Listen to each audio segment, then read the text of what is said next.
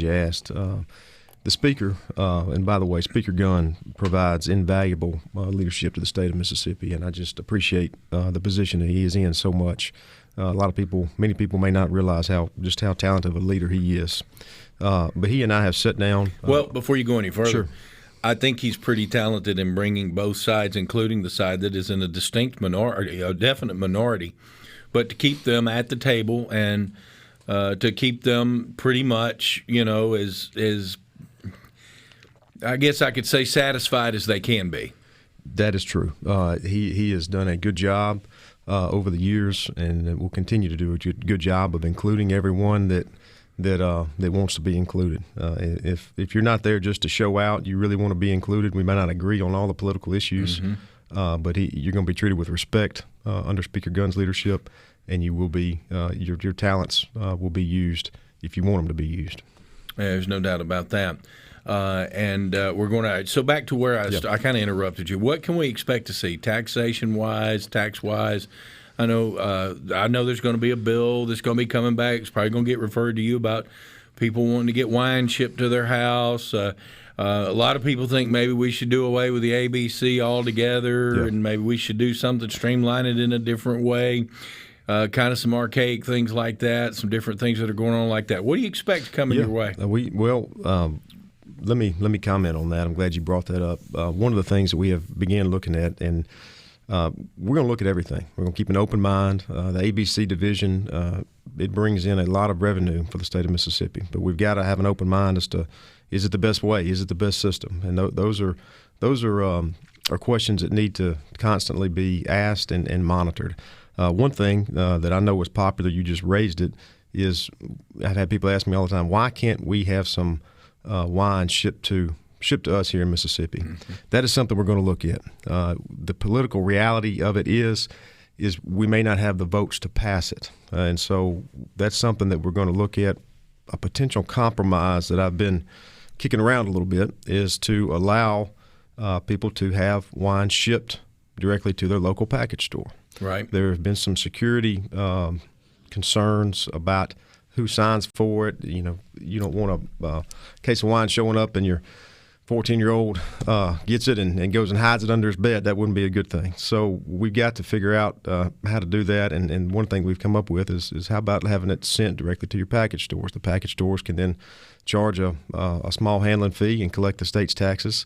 And what I have learned are there are many farms, California or wherever, all over the country, outside the country, that just don't do business with the state of Mississippi. They're small, they're boutique, that's not their clientele, what have you, and people want that product. And so as much as I hate to admit it, I feel you probably have people having the product shipped elsewhere, the people that are going to do this, and just bring it into the state loses out on the money. So we're going to try to control that.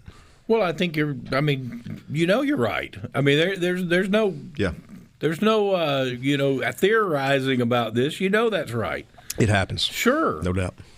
I can remember, now this was years ago. This was probably 1989, right. 88. When did my sister get married? Probably 88. Right. 88. And they wanted some Australian wine for their wedding. Right. Couldn't get it. Yeah. Did everything they could do. Couldn't happen, huh? Couldn't get it. They had to. I guess statute of limitations has got enough. They checked a suitcase full of Australian wine out of Australia because someone was coming from Australia to be at the wedding, and that's how they got it there. And so they had Australian wine at the wedding. Well, in a day and time where people can get on their cell phone and order any type of product you want, and it's at your house, in a day or two, people expect that type of service from their government. We're going to try to bring that to the people, and this is an idea that I came up with, and hopefully we can get it passed. A lot of things that are going on up in there in the House. I know there's some questions over PERS.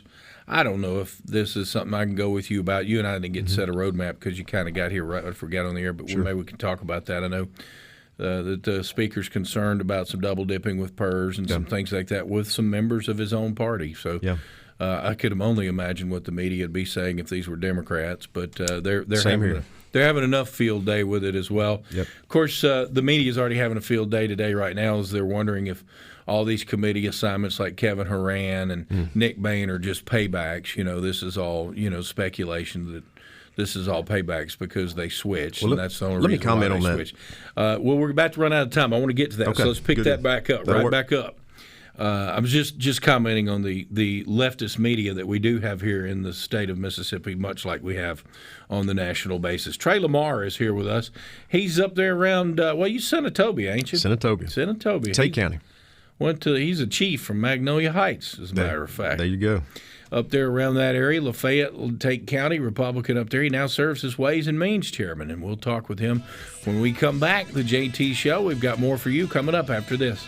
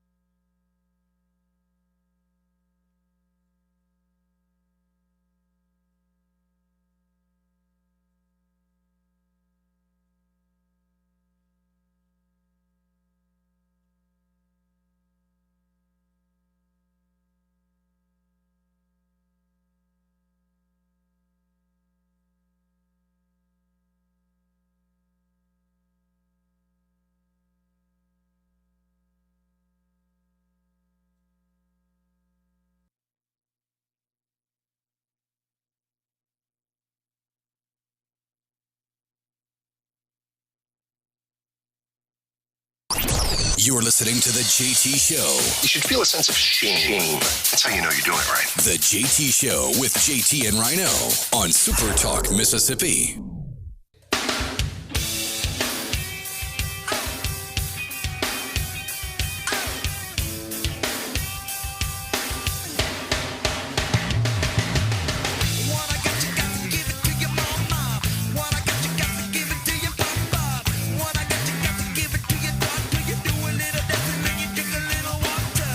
Give it away, give it away, give it away now.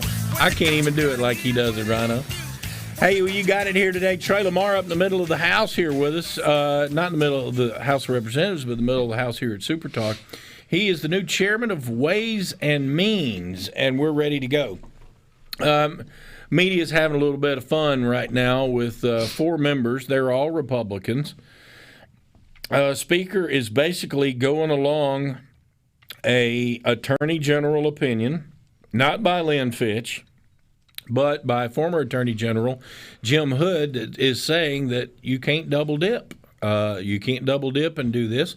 A school teacher, a football coach can't do it. I know many football coaches that will coach through football in the public school system, get their 13th check, and move to a private academy.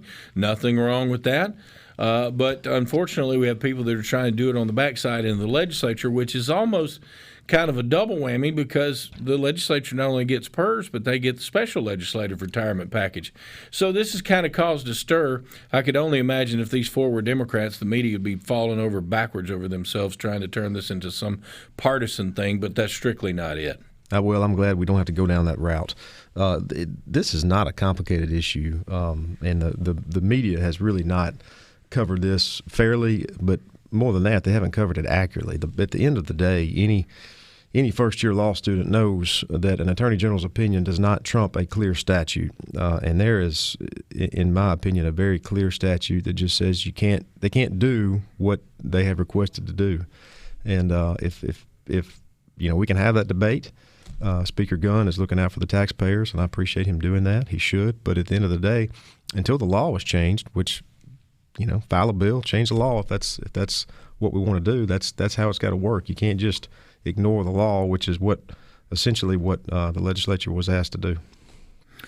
Well, and I think the problem is this: where we're going from here is from this point further. I mean, I know people are saying, "Oh, this is just the Speaker's attempt to keep teachers out of the legislature." That couldn't be any further from the truth. Not it at all. Not it at all. This is the law does not currently allow statewide elected officials to be able to do what they're asking to do. If the law would have to be changed, the statute would have to be changed to let these legislators do that. And if let's just say the law is changed, my only main concern is for the health of the retirement system. We as legislators are responsible for that system that's multiple billions of dollars that thousands and thousands upon people rely on. And my concern would be that if these people are allowed to do, and maybe there's a way we can fix it and do both. I don't know. I hadn't studied it enough yet to find out. But if these people are allowed to serve in the legislature and draw the retirement, then and if they do what they're asking as far as drawing 25% of the salary, then that position is not going to be a position that would be paying into the PERS system. They'll be drawing from PERS, but they're not paying in. Whereas otherwise, that system that's a position that's paying into the system. So I'm concerned about the precedent that sets going forward, and there may be a way to alleviate that. But if you let legislators do it, then you're going to have to let judges do it, and it's going to snowball from there. Well, and I think this is the case. I think also part of this too, Trey, is Chairman, what we need to do here, Chairman Lamar, is the fact that let's just say someone from Medicaid. Yeah. I mean, it's no different. You've worked at Medicaid forever and ever and ever, and then all of a sudden you stop, you retire, you get your 13th check, and then all of a sudden, well, maybe somebody gets kicked out of Medicaid or somebody does this or whatever. Well, I'm going to go back to Medicaid. Right. It doesn't work that way. It doesn't work in any other sector. Why should it work here? I think that's the point that we're getting at. It's not the case that maybe you're necessarily against it. It's just it's not in the. It's against the law. It's not there. It's there.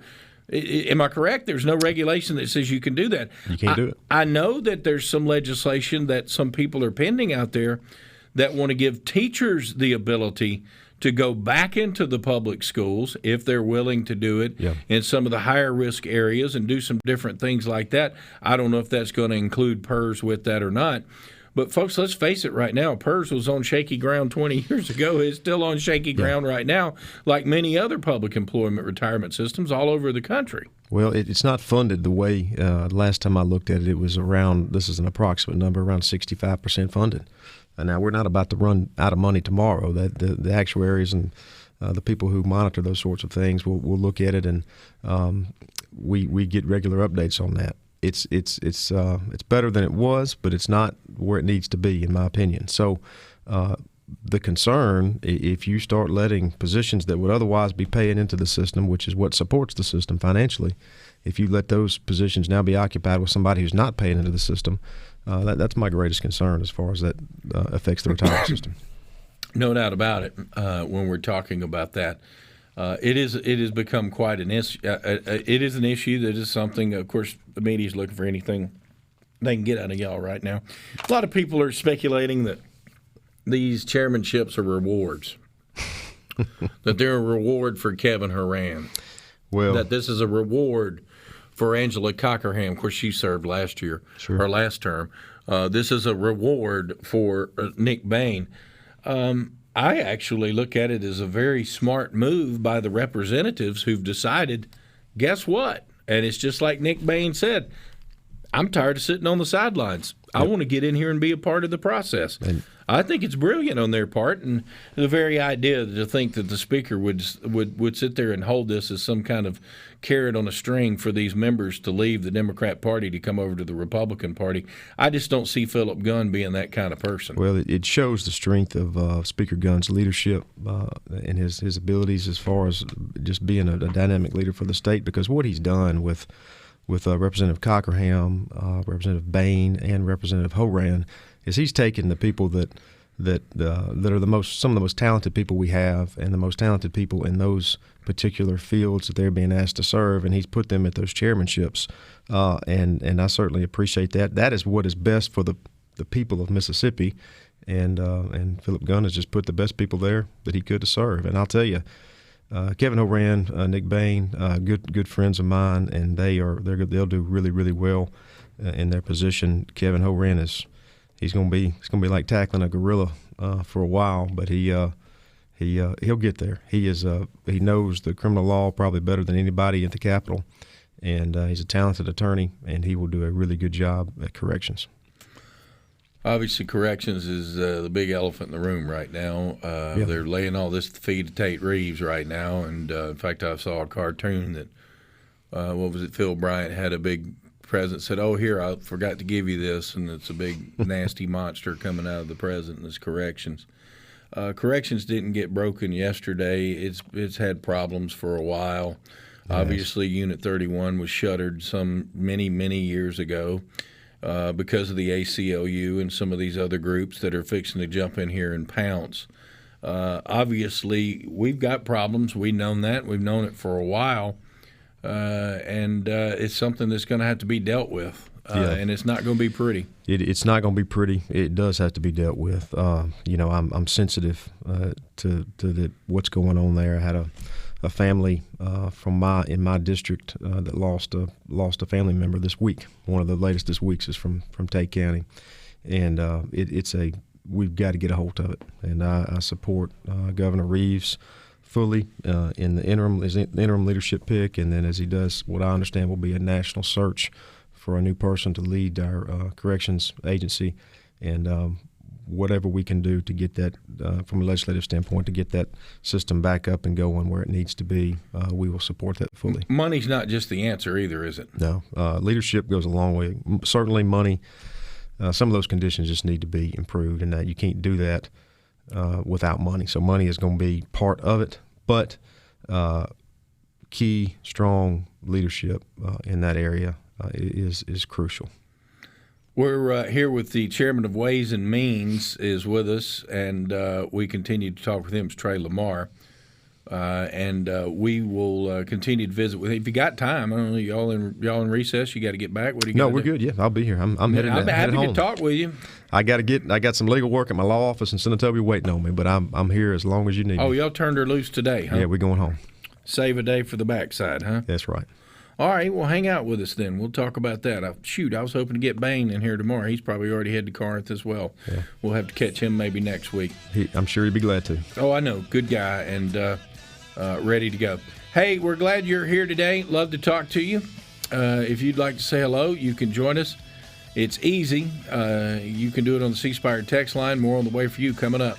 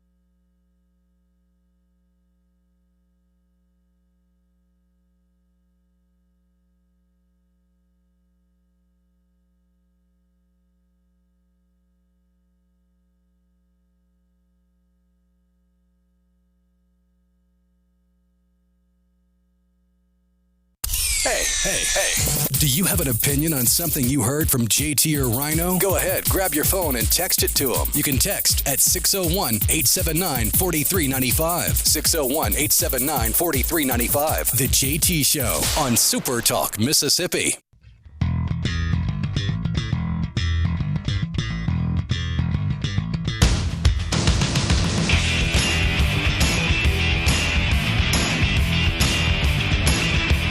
Well, there you go, the JT Show, Super Talk, Mississippi. Glad you're here today.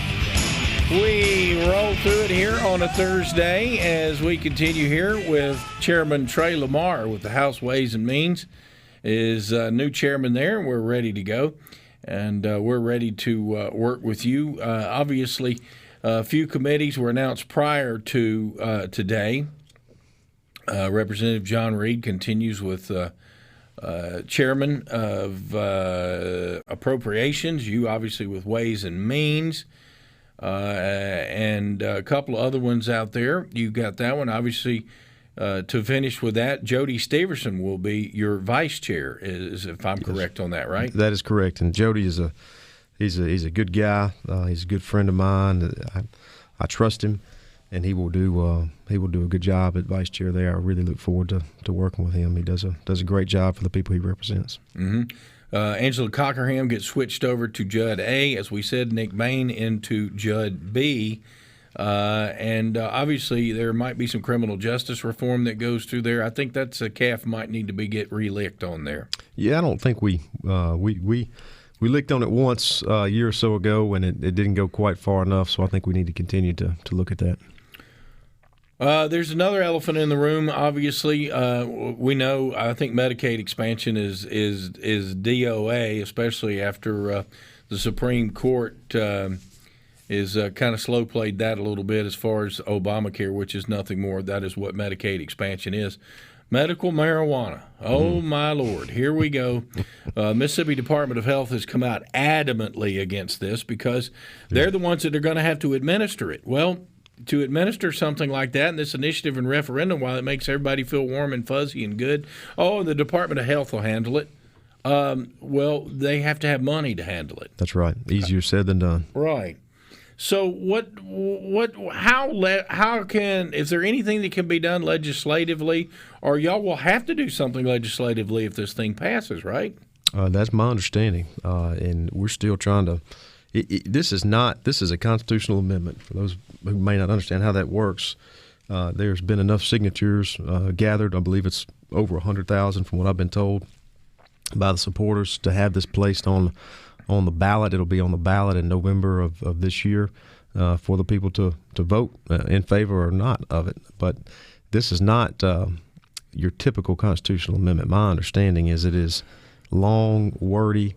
I was told multiple paragraphs. It's not something you would typically see going into the Constitution. The Constitution normally is not each section not a very lengthy section. So it's this is unusual, but we're going to look at it. My understanding is there may be some potential alternatives for the legislature to consider to put on the ballot for the people to have an alternative to vote on. But we really haven't got into it yet, but it's going to be a hot topic this year. Well, I think one of the things that we've got to figure out here is how to keep this from morphing into recreational marijuana. Sure. I think the one thing that I'm more concerned about this, and listen, I've said this before and I'll say it again, if someone is suffering from life-ending disease or something like that, I have no problem what you want to give them, if you can give them to help them in whatever that might be. I am not against it in principle, but what I am against is pot shops popping up all over the state of Mississippi. Yep. And I'm also against the fact that I know that there are active legislators that are currently serving right now that are trying to recruit people to get into the business of medical marijuana. And I also know that there are former statewide elected officials that are doing the same thing. This is about money as much as it is about anything, and that's what I'm concerned about. I'm concerned about, the fact that we may have to have someone, you could walk down the street in Senatobia and have a medical marijuana shop right there, and all you got to do is have a medical marijuana card, go in there and go, here we go. Well, as with so many things, the devil is in the details, and so that's what we don't really know how that would work yet. And so we're going to sit down throughout this session with a lot of the people who would be involved. Department of Health is one. Obviously, we have an immense resource at Ole Miss with the. Actually, not anymore. They've moved it. You know that it's in the process of being moved. Well, did you realize that? I knew had some changes they were making, but if I'm not mistaken, the executive director of the guy that has run that for years is still going to be on staff, and he's the brains behind all that. And so we hope to work with Ole Miss and the leadership up there to get them. We would be a fool not to use their expertise while this is going on. So we hope to work with them and let them help us understand as much as we can about the decisions that we're going to be making related to this. I certainly understand, where medical marijuana can be helpful. I was involved in some of the opioid litigation, and I understand in a lot of respects, marijuana is not near as dangerous as some of the drugs that are legal right now, and I get that. But if we're going to do it, it needs to be done correctly. And also the money side of things. My understanding is the way it's currently drafted, there is a tax. Obviously, it's going to be taxed at the appropriate sales tax rate, which is 7% currently in Mississippi. And my understanding is that the money from the way it's currently drafted, the money would not go into the general fund. It would go into some special fund and not be appropriated by the legislature. Well, you can't because it's against the law to have it. That's the problem. It's a cash business because of it being all against federal law. I think the problem here that we have, Chairman, is that this has been sold to us without telling us the fine details. It's sort of like that thing you get on TV, this is the greatest sliced thing, the widget that's the greatest thing since sliced bread. Mm-hmm. They tell you, oh, yeah, and you'll get you this, we'll get it for $19.99. If you act now and pay separate shipping and handling, we'll give you another one for free, but they don't tell you that the second shipping and handling is $19.99. Yeah. Well, we got to learn what's in this thing, and that's what I was speaking of a minute ago is if it were to pass, my understanding is the tax that will be collected the way it's currently drafted would go into some separate fund, would not be subject to appropriation by the legislature. I don't agree with that. I believe that's that in and of itself does not. It seems to be unconstitutional. If we got tax money come in, it needs to be subject to the appropriation process. Is that something that the state could sue on behalf of? Potentially. And that's one of the things we've got to look at to see. At that point in time, you'd be saying that the Constitution is unconstitutional, which doesn't normally make a lot of sense. But that's a problem with the way it's currently drafted. We've got to figure out how to handle that. Trey Lamar here. It is a cash business in Colorado, dude. I got news for you. Yeah. The federal government's still a Schedule I drug. And it is not going to. It's not something you cannot put it into a federally FDIC facility because it's not going to happen. Someone keeps asking about the question about the wine again. Mm-hmm. It is something that you said you're not closed-minded to. You're going to look into it and study, right? That's exactly right. Whatever we can try to do. The citizens of this state overwhelmingly have told me they want to be able to do this. They don't understand why they can't. Other states around us allow it. So I think we need to figure out a way to make it happen. How many deer you killed? Ooh, I won't even want to talk about it, JT, because I shot a deer with my bow 2 weeks ago. A nice buck. It was the one buck that I was hunting this year, and I trailed him for about 100 yards and lost the trail and didn't find him. Isn't that, man, how does that happen? You sit there and you'll be filing buckets of blood, and then all of a sudden it's gone. And that's what happened. And everybody that's ever hunted has been through that. Yep. It was a quarter and away shot, so I wasn't really sure how good a shot it was, but I felt like it had the chance to be decent, and then I found some really good blood, and then he started walking up a hill, and as soon as he started going up that hill, the blood stopped. So can't explain it. Yeah, that's the way it goes. That's the way it goes sometimes. But everybody's been through that. You go in the woods, and it's always that one, too, that gets away. And then you sit there and you waste half a night trying to find it, and you just to the point you're just sick. Can't even sleep that night. I've got my boys are 10 and 7. I got a baby girl who's 4. Bless your heart. I know it. My hands are full. But my 7-year-old wants to kill his first deer this year, so that's on the to-do list this next week. So we hope we're going to be able to do that. Maybe this weekend will be a good weekend for y'all. Congratulations on your chairmanship of Ways and Means. Appreciate you coming in here to be with us today.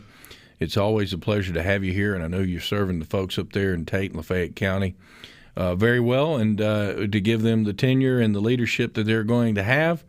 It's big for you guys and that part of the country, or that part of the state, and I thank you for being here, man. Thank you, JT. Appreciate what you do. Enjoy your weekend. Safe travels back to Tate County, all right? Thank you. JT Show. We'll wrap it up here next with look at the calendar. Why not? National Pie Day. More on the way for you. Come on, here we go.